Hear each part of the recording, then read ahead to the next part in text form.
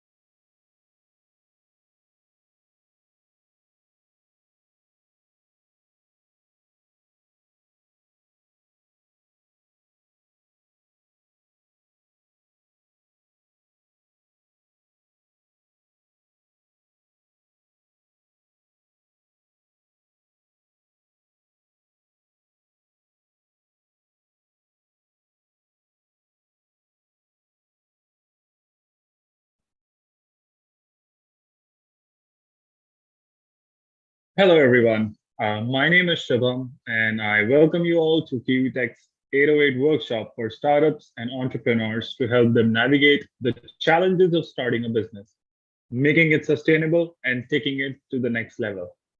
Today, we have a mentor session on Web1 to Web3, unveiling the product journey, a few insights for startup success by Sumit Ahuja, former VP of Product, Circle.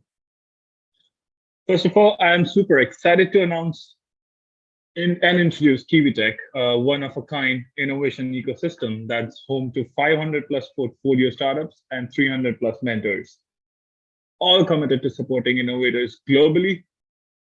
It all began in 2009 when a team of seasoned entrepreneurs who had previously built and scaled a publishing services company for a 9-digit exit decided to start another company to empower startups and innovation.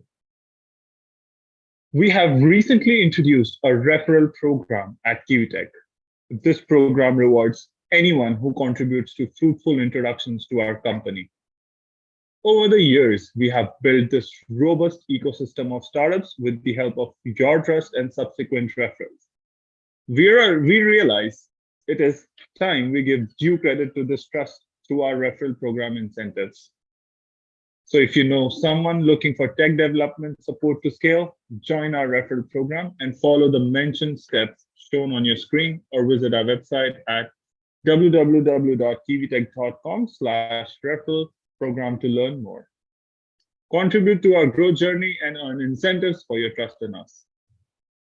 And now, without further ado, I would like to invite Sumit Ahuja, former VP of Product at Circle, to take over the screen.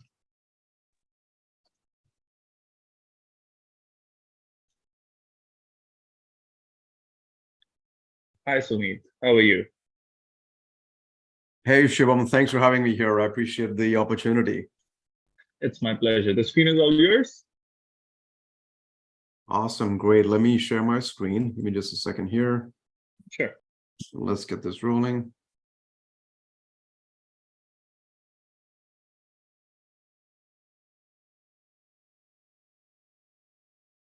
Let's try this here. Let me know when you guys can see my screen.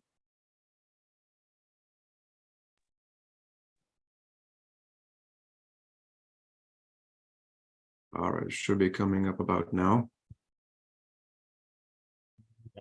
I do see your screen. All right.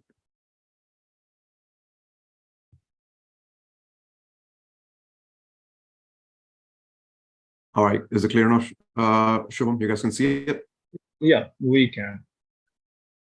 All right, great. Well, thanks for having me here again. You know, a couple of weeks ago when KiwiTech reached out to me and said, hey, can you come and speak with some of our colleagues and startups and founders and so on. You know, I honestly was thinking, you know, I can probably learn a lot more from all of you than me try to tell you, you know, what I can offer. But the moment I realized that there's a lot of things that I've seen in my own career, from the Web1 days to Web2 and now in Web3, it became clear to me that I can share what I have to offer. And, you know, hopefully some of you will benefit from this. But I'd also invite you guys to come back to me later if you want to, and we can keep the dialogue going. So, you know, my goal for today, to be honest, is not to preach, but it's really to make sure that, you know, I share some of the nuggets that I picked up along the way in my own, in my own journey in the product career, and share those with you so that you can take away actionable insights about how product has evolved across these years, over these years. And I've been able to see this evolution across different industries during the disruptive phases. So what's on deck today, the things that I want to talk about with you is I'll spend a few seconds on, you know, just who I am, why it's important that I share this, and, you know, what you can gain from this, why you're here listening to me of all the people who you may have never met. I want to talk about some very specific things in the product space that I think have changed over the years. And again, my bias is towards my recent experience for the last 10, 12 years, which is, you know, financial services, fintech, blockchain, AI, and so on. So there's a bit of a bias there, but I think fundamentals don't change. So we'll talk about some of those things. We'll get into some of the timeless principles in product management that I think will be very useful for you in your startup journeys. And then what I'm seeing change in how innovation is taking place. And I think this is important for startups to know. And again, you may be already seeing this, but I'll share my view, and then we'll wrap it up with some parting thoughts. So my background has been in product throughout my career, 20 plus years. I've been in 4 different industries, you know, blockchain, Web3, and AI. Before that, at PayPal in the fintech space. I was in mobile and telecom with AT&T. I've also worked in semiconductors. So there's a whole host of things that I've done in the last several years. And Circle, for those of you in the Web3 space who recognize this name, PayPal, of course, and AT&T. At the same time, I've been very active with USC Marshall School of Business. I'm Where so I sorry was, to interrupt, Sumit. I guess there's yeah, an issue with your screen. You would like to maybe go full screen because we just see half of your screen. okay, let's try this again. And I'm so sorry, people. We just want No, you to no see. worries. I'm going to stop sharing and I'll share again. Is that any better? Yeah, it's better. Trust me. Maybe Okay, I'm not sure what's happening there. you should go full screen. Maybe if that works. Okay. I'm going to stop sharing and restart. Maybe something on my end. Yeah, that'll work. All right.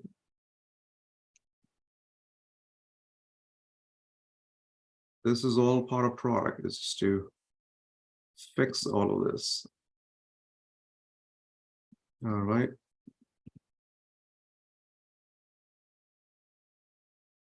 Maybe you can try clicking on the green icon on your top left, which says enter full screen. That may help. Okay, let's try this. Any better? It's better than what it was before. On the top left, can you see the green icon? Yeah, maybe you can try putting it on full screen. On the top left.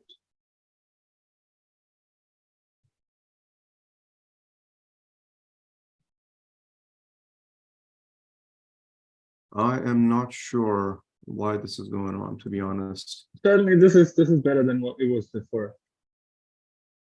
But on the top left corner of the screen, you see a red and a yellow dot. Yeah, just right there. Try clicking on the green one. Yeah.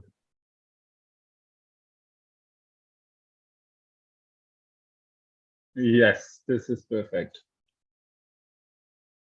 All right, but anyway, sorry about that delay there. But Yeah. just to carry on that part, so I've spent a lot of time also at the Marshall School of Business at USC, where I went to school, coaching, teaching, mentoring on the product-related roles, and also with the faculty, and a whole host of other things that I've been up to with academia, in addition to the startups that I've been coaching and mentoring.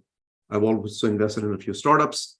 So that's me, and I think that is the reason why KiwiTech reached out and said, hey, can you come and share your product journey with the team? So with that, getting right into the meat of this, the things that I feel have really changed, between the Web1, Web2, Web3 worlds, last 15, 20 years, that are impacting builders today is what I want to really focus on. And I think you will all agree that it's been disruptive, for lack of a better word. And, disruption by definition means changes that are often unexpected, unannounced, but they do cause us to change our position in the way we work. And in my career across all of these spaces that I've been in, what I notice is that there are certain categories of changes that remain the same even in these disruptions. So these patterns of disruption still have some kind of things that you can bank on, but there are changes underneath. So, for example, the stakeholders, right? For me, having been in fintech and the Web3 space for the last about 8-10 years, and wherever you folks are at, there's always an impact during disruption on the stakeholders. And what I'm seeing now is that there's a louder voice that the governance entities have. There's a louder voice that the risk management teams have. And of course, regulators are becoming more vocal. There's a lot more interest in business disruption that is being taken by the regulators and policymakers across the world, and also by agencies that are designed to protect businesses and consumers. This has been the case in the past, but I think with the whole advent of social and loud influencer voices, this has really become more important, where disruption has taken place in the way we also keep an eye on these things for product management and all product roles. So this is one key area that you as product leaders should keep in mind. And this has changed and is changing as we go and bend the curve on different technologies. The other thing that has changed drastically, in my opinion, in the last couple of years across these phases of the web or technologies is the rise and strength of the ecosystem that you operate in. There are people who just become absolutely what we call influencers. And again, there were people out there who used to make a dent and influence in different things in technologies and product. But today you have people, whether it's in Elon Musk or somebody who's a product expert or someone like you or someone like me, that has an influence in how people are building products. So keeping an eye on those things is important. And with that also comes a rise of communities that are becoming very, very tight, that become very intimate, and they use support from each other. And this is something which I think will only become more and more visible, is how people leverage communities moving forward. On the operational side, this has been an area where I think a lot of changes have taken place. If you think about as a startup, where are you going to find talent? It's changed. You're not just looking in your hometown, in your own country. Talent is available all across the world. How you're training that talent. There's a lot of social, ethnic, cultural sensitivity that is being built into products today. So a lot of this comes with who you bring on the team. There's a lot of sophisticated tools out there to build with, to measure with. So those things were not really the case about 15, 20 years ago, but they became more prominent, I would say, in the last 10 years, and now more so in the last 3 to 5 years as well. One of the things I think that's really important is that the focus is also shifting to what's your impact versus how just quickly you can bring things to market. So I always tell my product teams that, focus on speed to market for sure, but you've got to be able to deliver the value. The speed to impact is equally important or more important. And of course, with that comes a renewed focus on the right metrics. It's not just about growth, but things that are really more, can bend the curve, can really drive adoption, and ROI is also important. And one of the things I'm also seeing now is that product managers are being asked to not just build, but also own the business. So across these fronts, things have changed. However, it's becoming more and more amplified as we move forward. The other things that I noticed that are changing, or have changed rather, and these dynamics impact all of you in the startup world a lot, is just the fundraising. The dynamics around how you raise funds, the modes of fundraise. So there's a diversity in the investor base. People are actually fundraising from different parts of the world. The cap table looks very, very demographically different. People are using crowdsourcing tools. They're using different technologies out there to raise funds.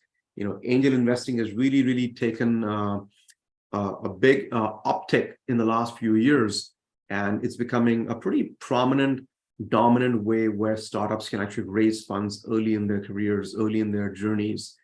One of the other things that I've seen happening a lot is there are folks out there that are really casting very wide net in terms of what I call spray and pray, that, hey, let's just hit these investors and see what happens.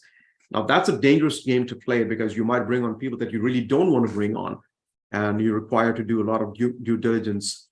So those are some areas to be cautious about. But I see that happening a lot more, especially as people are getting out there trying to build more products and newer products.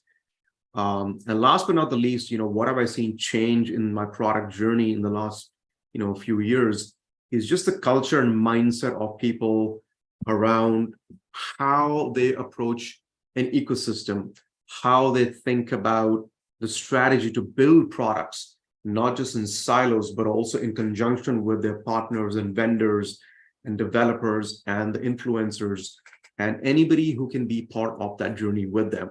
So people building products are thinking about these aspects of development a lot sooner and a lot earlier than they used to before. So there is a shift in that mindset that you're not building alone, but you're building together. And I think this becomes even more important in times of stress and disruption, where building together is a lot more meaningful. And finally, what I've seen change a lot in the last few years is this whole idea of tech for good or build for good, for equitable outcomes. And I think this is not going to change only because the scrutiny on all the technologies is higher. So you as builders would have to keep on this mindset that what you're doing, obviously, is what you want to do, what you want to build. but is it truly also making an impact in the world? The thing that's very interesting is that the consumers around the world, the demographics around the world are shifting. People who are building, the people who are consuming, the people who are marketing and buying, the personas are all changing to be a little bit younger as well. And there is this need to be able to satisfy what we call tech for good. So those are a lot of things, like I said, that have changed from the stakeholders to the ecosystems to how you fundraise, how you build the products, and the mindset and culture of building the product that has changed in the last few years.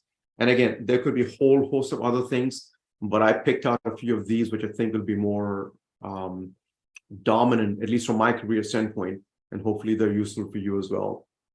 Now, obviously, having said that, there are some things, thankfully, that you can always bank on. You can always say, hey, these things have not changed. Just like, when your mom says, I told you so, there are some things in product too that, you can always count on that. If you fall back on these fundamentals, you're at least guaranteed that you'll make some progress. You may not succeed to the extent you want to, but falling back on timeless product fundamentals is a way to really shield yourself from a lot of noise, that's out there today. And I picked out a few things which I think would be helpful. Just the very basics of product management, focusing on the right problem statement, which I think a lot of startups early in their careers, in the rush to get something out, in the rush to showcase success to investors, or just due to lack of experience, you lose focus on what the problem statement is. You lose the energy and the stamina to do continuous discovery. Discovery doesn't end in your first set of product mockups and so on.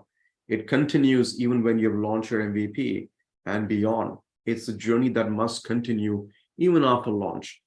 One of the key things about product management, which hasn't changed, shouldn't change, and I'm certainly I'm confident that you guys keep an eye on this, is just a ruthless prioritization. It's, as product leaders, you say more no's than yeses. It is a very, very difficult skill to have, but it's an important one that you must master. And last but not the least, in terms of product market fit, this comes up all the time, is, what is product market fit? And, you have multiple definitions out there, but what I would say is that you can take the best of the definitions that you want. But for me, when I see development, go-to-market, the sales motion, and the post-sales motion all humming in sync like an orchestra, then you're hitting the right tones. Then that your customer is beginning to succeed. Think of PMF as your customer succeeding before you succeed. And when that begins to happen, you're hitting the right spot. If you're not, then of course there's some delineation you can have. There's not a linear path, and you can move.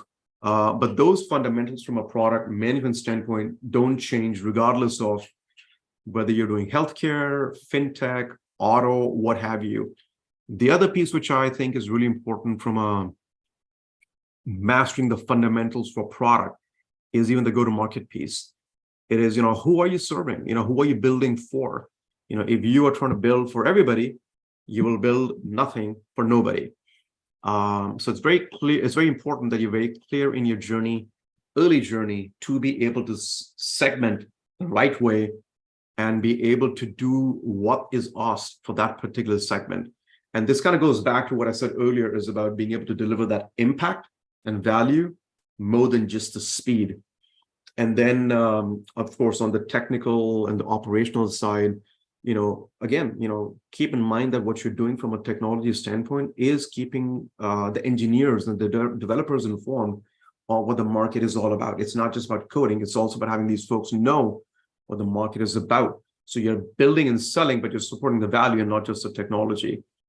And last but not the least, I would say that, I always get this question, or I guess concern from the product teams, is, hey, can we make sure that all the new hires that we have, all these smart people that we hire in development and product, they are working on the coolest technology.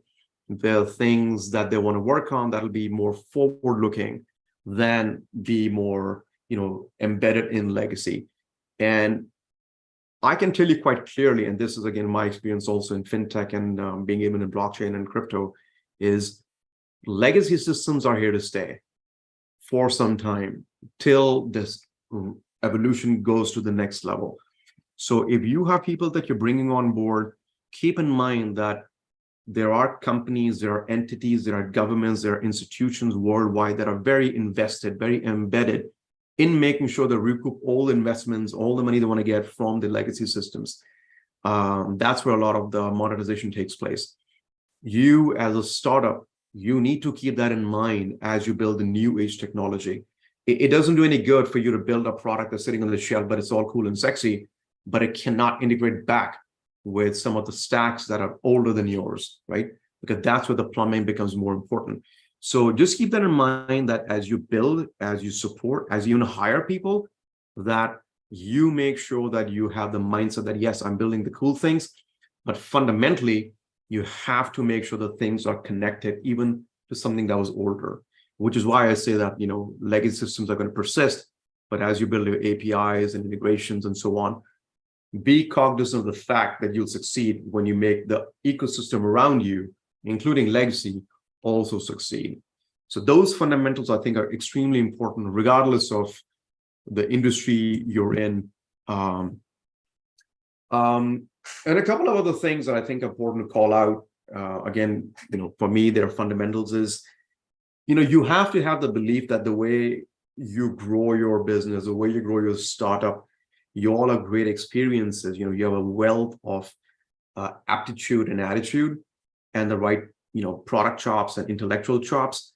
But at some point, there will be instances where you have to kind of lean on what your instinct is telling you. You have to be able to get past, the conundrums, all these data points, and really go with your gut, if you will. Because, at the end of the day, this is your internal AI. It's your team's collective intelligence over the years that you can use. And it gets better over time. The more you use it, the more you're exposed to the right experiences. You can use your own intellect that has grown over the years, the AI that you've grown internally, to make certain decisions. And this is also where some advisors and mentors come into play, because they've been around a lot longer. They can guide you the right way. Their decision-making skills may be a little bit more clear because of the experience. And, wisdom at the end of the day is nothing but just tried and tested AI. So in terms of fundamentals, I think these are really important. It's just a product piece, go-to-market piece. It's the technology and the ops. And of course, trusting who you have on your team and your advisors and mentors and so on. So, we talked about a lot of things. We talked about things that have changed for the builders. We talked about the things that I feel that you should keep an eye on regardless. There could be a lot more, but these are the things that I've seen develop and shape my career in the last, 15, 20 years. And more specifically, during the disruptions that we've seen in the last, I would say about 10 odd years. And these disruption cycles are obviously getting smaller. It's no longer, it takes 10 years for disruption. It's no longer 8 years. It's 5 years, and maybe even lesser than that. So that takes us, to the next topic that I find very fascinating and is near and dear to my heart, is, how innovation is taking place. This almost sounds cliched, but I think it's important to understand that, there are certain aspects of innovation that are also in a disruptive mode right now. And what I mean by that is that innovation is no longer, constrained to a particular industry or to a particular geography or to a particular segment of people.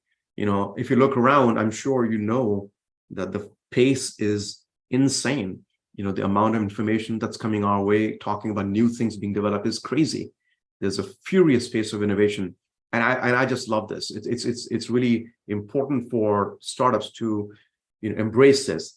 And there are no more central hubs of innovation. If you look around in Asia, in Africa, Latin America, some of the most impressive technology is coming from those locations and geographies where there's an almost a net new ecosystem bubbling up, more so than Silicon Valley, right? Innovation is getting diffused everywhere. The way people are bringing products to market is a lot quicker, and the speed to market and speed to impact. I've touched upon this point, I think, a couple of times already, and I'll say it again. that people are realizing, especially post-COVID and the economic downturn, that it's important to hit the impact a lot sooner than we thought it would.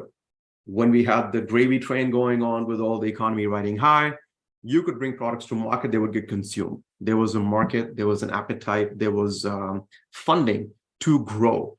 And now that is shifting a little bit more towards show me the impact, show me my multiple on invested capital, show me what's my ROI, show me if I'm spending the right amount of money in acquisition versus retention and things of that nature. It's not just purely about how many MAUs you have.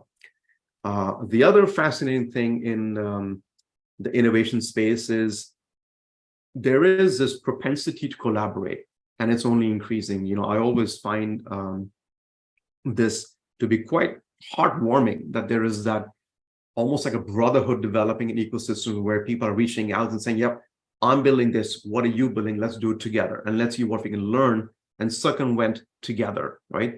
There is this notion of interdependence and co-innovation, which I think is going to be very instrumental in shaping technology, but also being able to get past the hurdles such as regulation, compliance, cybersecurity that you may not be able to solve on your own.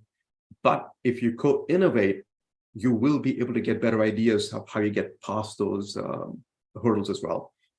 And last but not the least, this whole notion of digital transformation, it's been there for 20, 30, 40 years, but it is shaping the way people are operating, the way they build products, the way they write code, the tools that they use, the ecosystems that they operate in. All companies are moving this direction to be more digitized, and it's allowing us to leapfrog generations of manual work and moving towards a more, I would say, an efficient manner of working. And I think as you operate your startups, as you build your startups, as you grow your startups and scale them, keep an eye on what's happening around you, not just here in the US or wherever you're dialing in from, or where you're just getting video feeds from, but look outside as well. And that's where really the global fury space of innovation will come to your benefit. So those are some of the key things that, in the last few years, I've seen change in the product and technology space. And I've been in the product space for so long that I find all of this to be very, very meaningful.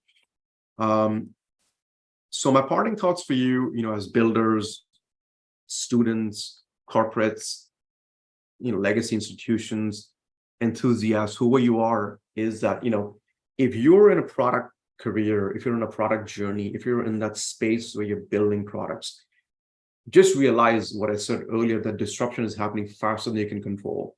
Those disruption cycles are getting compressed every single day.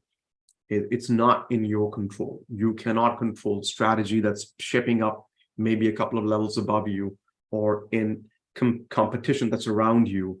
You can't change all of those things at a whim, right? They might change even without you knowing it. There's regulatory pressures, there's policymakers changing things every day. The socioeconomics are changing. Things are just dynamic, right? But during all of this, it is okay as a product person, as a product leader, as an engineer, to make that change in your path forward. Detours are allowed. In fact, sometimes they are necessary, right? It's not going to be a linear path. So stay on course, keep building. I think you heard this, right? When things go down in the economy, that's the time to kind of keep building. And I truly believe that. It does require stamina. It requires, the right mental mindset. And it's not easy. So, but I would just urge you that, as you go on, my parting thoughts for you would be to, just keep calm, keep building on. Things will change around you in the product space as builders, but the fundamentals don't change, and that you keep an eye on how others are also succeeding, so that you're not building and thriving in your silos, but you're doing this collectively with what's happening in the world. So with that, I will, I'll stop sharing my presentation, but feel free to reach back out.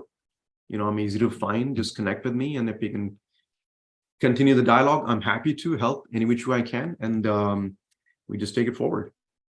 Well, thank you for that. Let me stop sharing. I will send it back to you, Shubham, and if there are any questions, we can do that. Yeah, sure. Thank you so much, Sumit. That was a great presentation. And for our audience, our mentor is ready for your questions. You can type them down in the Q&A or chat. But before we move, Sumit, we already have a question on which while you were presenting the screen. So I'll read it out to you.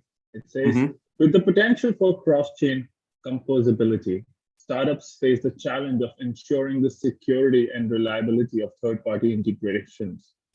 How can startups establish trust in their integrations and partnerships, especially considering the inherent trustlessness of the blockchain space? Yeah, this is definitely coming from someone in the Web3 space. It's a very relevant question. I think there's a lot of things in the Web3 ecosystem. And when I say Web3, I'm also bringing blockchain in it. So blockchain, Web3, crypto, all different things.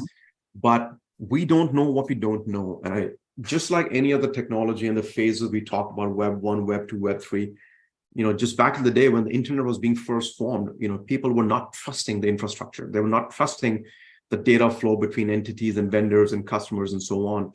I think we are in a very similar situation right now. However, I do believe we are in a better situation because the technologies are only getting better. The structures around how you host data, how do you transmit data, how you do things to secure the data are only getting better. However, to your question, how do you generate trust in your solution, right?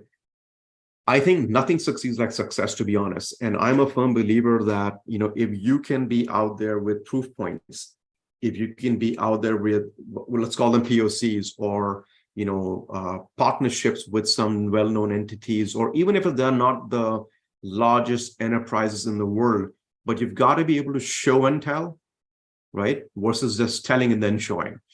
So the fortunate part of the current Web3 space, blockchain, is that innovation is taking place faster than you can imagine. And I strongly believe that, with things such as, zero knowledge proofs and all the cryptography that's going on, we will solve these things. But the sad part or the difficult part about being in the space right now is the scrutiny. There are so many things here on from a compliance perspective, from a regulator perspective, that make it harder to manage this speed of innovation. But I would say that if you're in this space, number one, make sure you are partnering, collaborating with entities, individuals, standards bodies, and ecosystem players that have truly demonstrated value. Second is that to the extent that you can generate, let's call them POCs, to really showcase success and solving those actual customer problems, nothing is going to be more louder than those things. And last but not the least is, I think it's important for companies in Web3 to have a loud voice, even if you're a small company, because you will be shaping the future. So it's important that you also participate in the dialogue taking place that, around cybersecurity, about data management and so on, versus towing the line from others. It's a chance for you to also create that narrative. So I think those are some important things that you could be doing. Wonderful. Thank you so much. So the next question would be, as a product leader, what has been your value added to the startups that your voice? How have they benefited from you, and how have you benefited from them? Yeah, great question. A difficult one, but it's again something that I don't take lightly because I do advise a few startups. So I've invested in a few companies, and I can give you a couple of examples. Literally this week, one of the startups that I invested in, I'm an advisor investor, but they see a lot of value in my product background, and they've asked me to come and present with them at a fintech-related conference.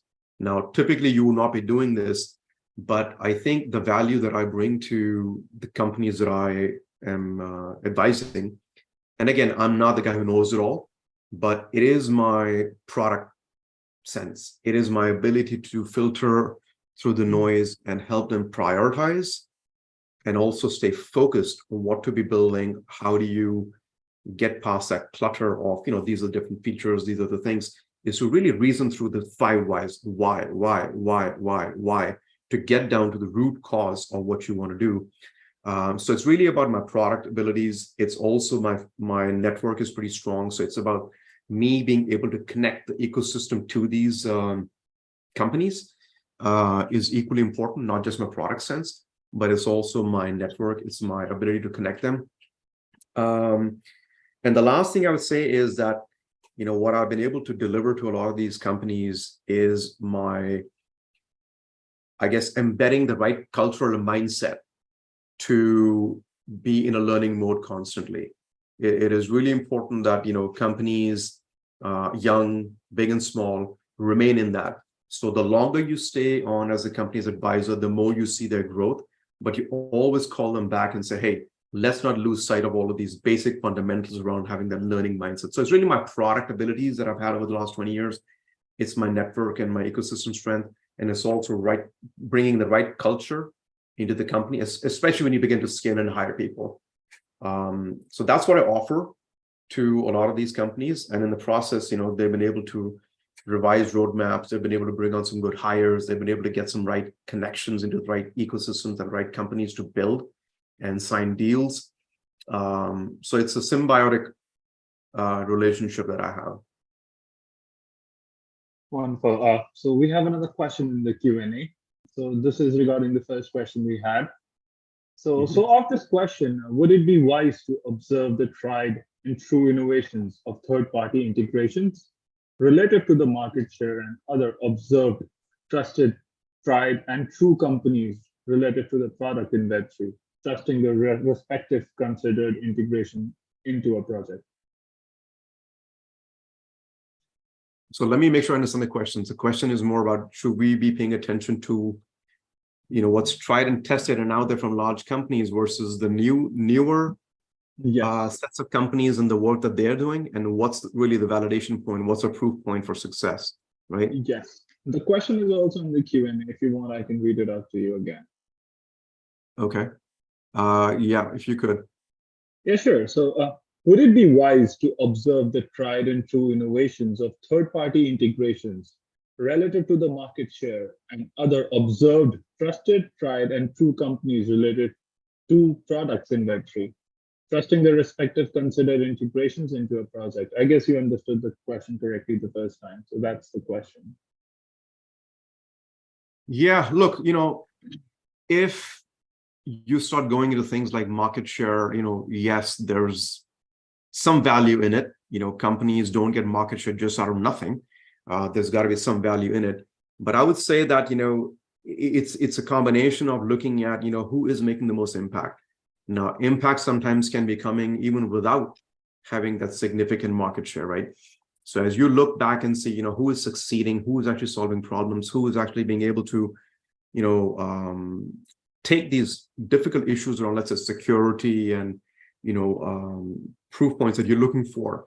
It could be coming from somebody that's really small. They may not have market share.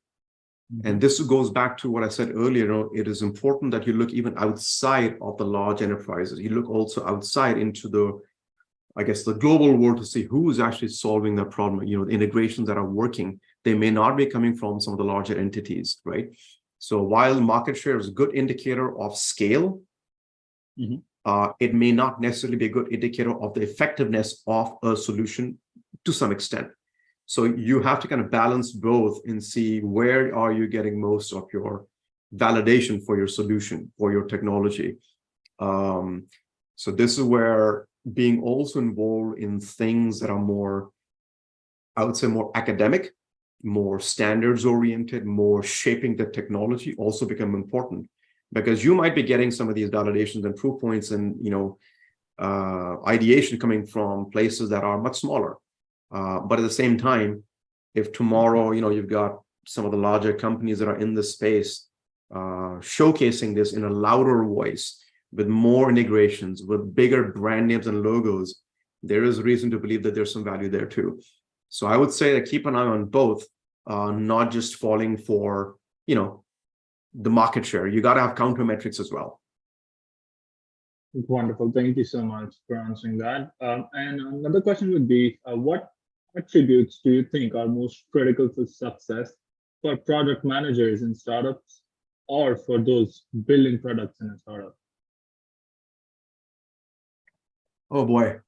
Um, yeah, this is an interesting one because, I think as things change in the tech ecosystem, as things change, innovation gets more and more disruptive, so will the need for product management or product related skills. You can't bank on the same skill that I had, 15, 20 years ago to be building products for tomorrow.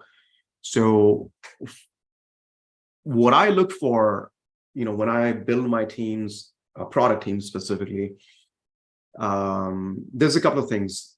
And again, you could go out on the, internet and you'll see all, critical thinking skills, problem solving skill, product sense, user experience, cross-functional skills. All of that is a must. It's table stakes. But what I'm finding right now, for product related careers or individuals to succeed, I would say there are three things. Number one is adaptability. You've got to have people in the product space who can really start to build, but when things change, they can also adapt. They can also pivot.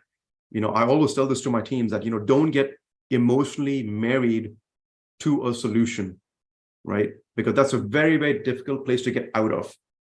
Get deep with the problem set. That's where your value will come from. But be able to move around in terms of the solution that you guys are building, right? So the adaptability could be difficult, but it's important. And you may need to adapt also because things that are out of your control.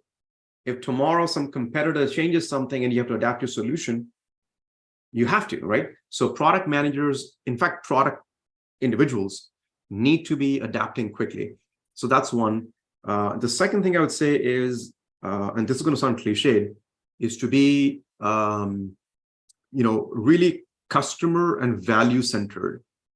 It is not about technology. It is not about me building, ZK proofs. It's not me about building the next best smart contracts for digital currencies or the next AI solution. The customer could care less.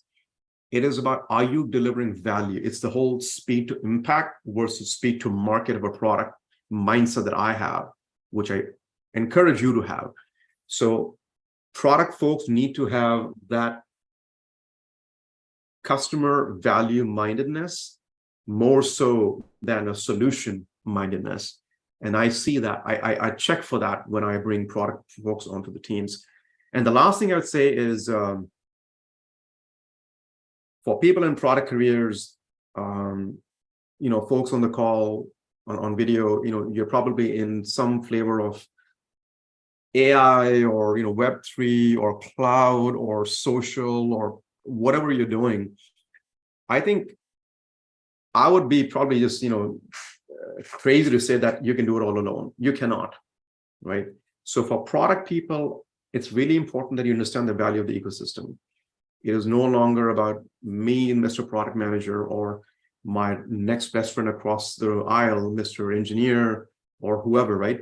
I need to know who is in my ecosystem. Who are my vendors providing me the software? I want to know who are the integrators out there that I can build the plumbing with to make my product succeed. I'll give you a great example. Having been in the crypto space and the blockchain digital currency space, it's very easy to think about, hey, I'm going to build this thing. I'm going to build the next digital currencies. It's not easy, but what's harder and often forgotten is that in order for your next new age utopian technology to work, there's a whole host of others that need to make it work with you. You need the on-off ramps for crypto, for example, right?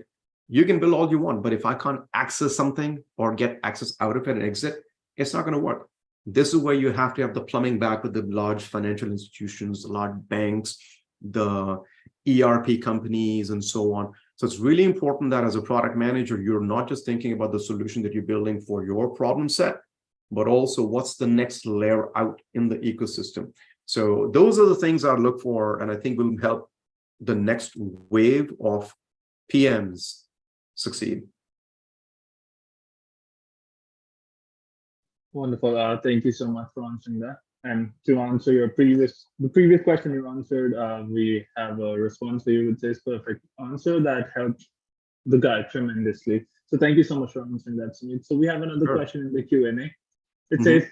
what technical challenges should startups anticipate when designing interoperable products, and how can they design robust cross-chain solutions that mitigate issues like consensus, disparity, and data synchronization? Yeah, this is definitely a very, very technical question. Again, looks like from somebody in the Web3 space. And I'll be the first to admit that I'm not the absolute technical expert around this. But what I would say is that, as you build things that are interoperable or need to be interoperable, and yes, you have to mitigate issues around, consensus mechanisms and how the data gets synchronized across parties. The way I see all of this is that it's kind of similar to the back in the day when you had internet protocols that were built in silos. They were not talking to each other, right? And then you got to a stage where they are interoperable. You had, mobile networks that were just not talking. You could not send messages from one network to the other. But today you can do whatever you want across a voice, video, streaming, anything you want. There's interop. So, to the gentleman who asked the question, it's very valid. As we build the next wave of Web3 products, blockchains, they need to be able to ride different highways. There has to be interop, being able to go from one blockchain to the other and across the board. And those, the hops create issues around, security and so on. And how are you validating? What's the consensus mechanism to say, yes, that I am putting my stamp of approval on this transaction, is ready to go. So I think it's important that, obviously, you build with that mindset already right from the get-go. It kind of goes back to how you build products in the first place, right? Are you building it for Sumit's tech company, or are we building our requirements right from the get-go for first principles, where you do look at cross-chain composability, you do look at the interop amongst different entities in your Web3 ecosystem, whether it's wallets, whether it's storage of data, whether it's the other infrastructure players that you have within that stack that you're operating it. It all begins from right from the ground up in the architecture that you build. And how can the startups establish trust in these innovations or these ways of which they're building products? Like I said earlier, it is so critical that, and this is the beauty of innovation right now, is that you can build faster, you can deploy faster, you can test faster, and you can actually bring on people with you in the ecosystem to test it faster with you and for you. So how do you establish trust?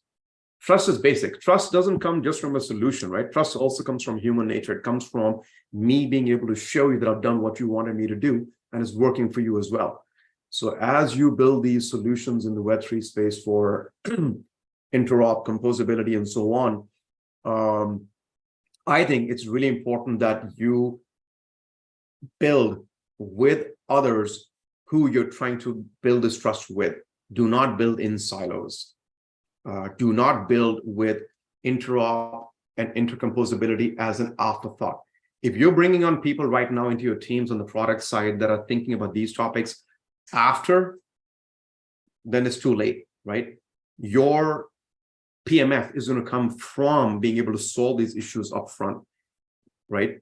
Again, there are nuances around this, but I think those are some of the things that I think you should be looking at as you try to solve and try to establish the trust that is so critical in this space. Wonderful. Thank you. So let's wrap up this by one very important question. Let's wrap up the workshop, which says, what is your view of the future of Web3? And more specifically, how do you see the interplay between blockchain and AI? Oh yeah, that's a question with all the the jargon words in there, right? It's got the tech and the AI and the Web3, and what does Sumit's crystal ball say? Look, there's no right answer. I think I would probably assume that everybody here on this webinar is more forward-looking than your typical layman out there, especially if you're in the startup space. You're looking ahead, and you should be looking ahead. But in Web3, there's no rearview mirror. There's nothing to look back on. It's been around for a couple of years, but there's no absolute home run yet in the Web3 space. And, AI has been around for, a good 20, 30, maybe more years. It's more established. It's gotten a new, renewed energy in the last year, thanks to, ChatGPT and the consumerization of AI. But for me, for people who are in Web3 or want to be in Web3, don't think of Web3 as the next shiny object. Web3 is really the fundamental change of the way the internet works. It is not about, the user experience alone. It is about how identity is managed. It's about disintermediation. It's about taking out those, 20, 30 brokers that sit between my message going to you, my money going from me to you, how we share information. It's about disintermediation. It is really about ownership of content and privacy. So it's really a fundamental shift in how the internet, which is like air and water to us today, runs, right? So I think the way the Web3 future is bright, in my opinion. It is going to be a challenge because you have regulators, you have policymakers. It's going to be a while before the experiences become a lot more personalized, where the technology is abstracted away and you can actually interact with these things a lot more easily without saying, oh, that's a blockchain product. Oh, that's a crypto product. I could care less. It should just be as simple as me doing what I do in my daily life, right? So there's a ways for Web3 for that. But I truly believe that the advances in blockchain technology, in cryptography, are moving all in that direction. So it'll be a while. It might take some large enterprise to really, hit a home run, or maybe even forcibly send all their users to use blockchain-oriented solutions that causes this shift to happen. And in terms of AI and blockchain, I think that was part of the question as well. They are perfect marriage. Blockchain is all about data. It's all about transparency. It's all about immutability of data. And this is treasure trove of data. It's only going to increase, right? It's crazy. And what is the data useful for? Nothing, unless you act on it with an intelligence layer, which is AI. So I see the future of AI and blockchain to be very bright. There will be a lot of work and solutions coming out of this. In marketplaces, in how people, buy and sell products, in how folks actually use personalized content or generate content, the validations taking place, the authenticity, and of course, it's being used as we speak. Blockchain and AI in healthcare, it's pretty dominant right now. It's there. There are companies in the IoT supply chain world that are leaning on this. That's how they actually circumvented a lot of the issues back in the COVID days, was to use blockchain and data and AI to be able to use all of that to be faster in the supply chain. So there's a lot of hope that I have, especially for blockchain and AI. Web3, a little bit, maybe a little bit longer to go. But yeah, I'm certainly bullish on all of them. Wonderful. Thank you so much for answering that, Sumit. And with that, I'd like to thank our mentor, Sumit, and all our guests for joining us today. And we will be back soon with more such workshops. I would like to bring your attention back to the screen for our upcoming events. We host events on a weekly basis, and we hope to see you again for some other virtual events. Till then, take care, stay safe. Thank you and have a great day ahead. And thank you again, Sumit, for a wonderful workshop. My pleasure. Thank you.